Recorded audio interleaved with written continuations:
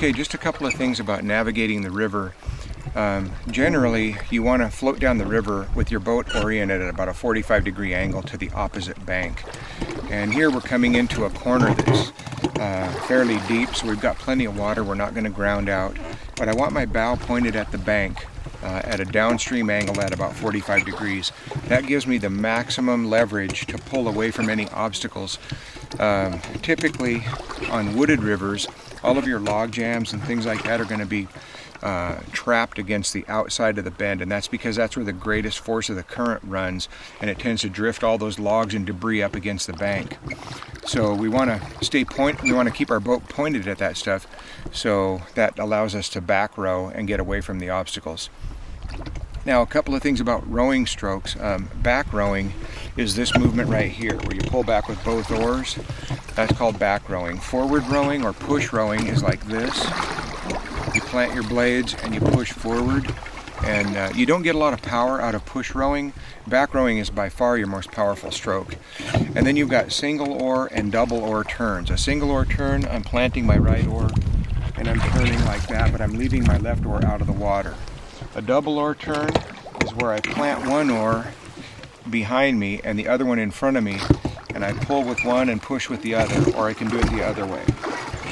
Double oar turns are really handy on small rivers where you have to do a lot of maneuvering, and you'll do variations of both just to keep your boat oriented correctly. Right now we're coming into another turn, and the river's turning to river left. That turn that we just did was a river right turn, and now we're snaking back the other way.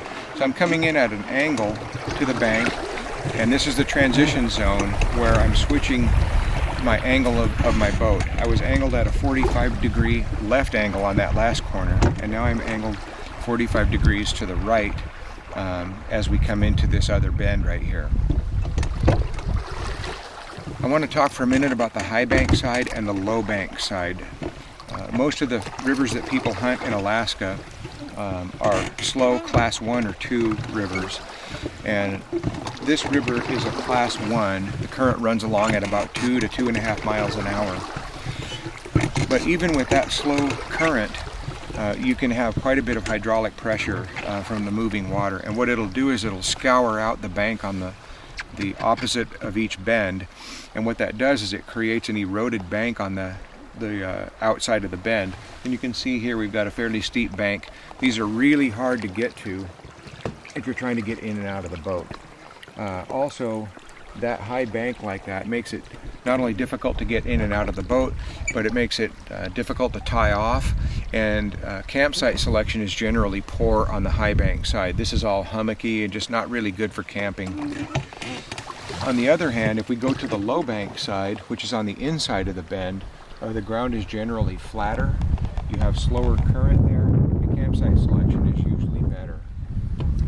In addition to those features on the low bank side, you also have pretty good visibility upstream and downstream.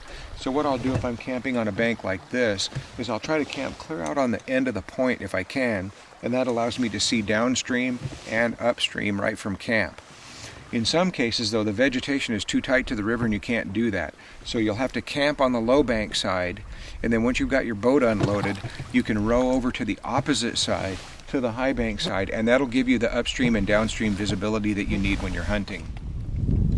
All right, I want to talk about a couple of safety items here. For starters, you can see that we've got our load tied down pretty good here. You want to make sure that everything is secured to the boat, and that way if you do run into a sweeper or a strainer or something like that, you're not going to lose items over the side. The other thing is you want to make sure that your bow line is stowed in such a way that you can deploy it out. You don't want a big wad of bow line at your feet. What happens with loose lines like that is if you do have a capsizing situation, or even if the line's just hanging over the side, it can get hung up on an obstacle and it can grab the whole boat and just jerk you around. It can knock things off. It can actually capsize you if the rope gets tied around or gets looped around an obstacle of some kind. In addition to that, you can get tangled up in the line yourself, and then if the boat does capsize, or if for some reason you fall over the side and you're hung up in that line, if it's a flat section like this where you're fine, they can just pull you in and you can climb back in the boat and you're just wet. But if it's a situation that's requiring a lot of navigation from the oarsmen, i.e. fast water, etc., they might not be able to get to you right away, and you're getting drug along by that bow line. So you can actually drown if you get hung up in that line. So I always stow my bow line in a manner that we can deploy it out really easily. The other reason for stowing our bow line like that is if we come into the shore and we need to tie off real quickly, in other words, if we've got a fairly fast current, or maybe we saw an animal up on the bank and we want to get after it, I might have to put my hunter who's in the bow, I might have to put him on the bank really quickly.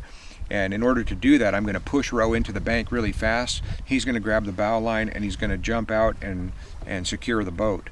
So you want to keep that bow line stowed in such a way that it can be deployed really quickly.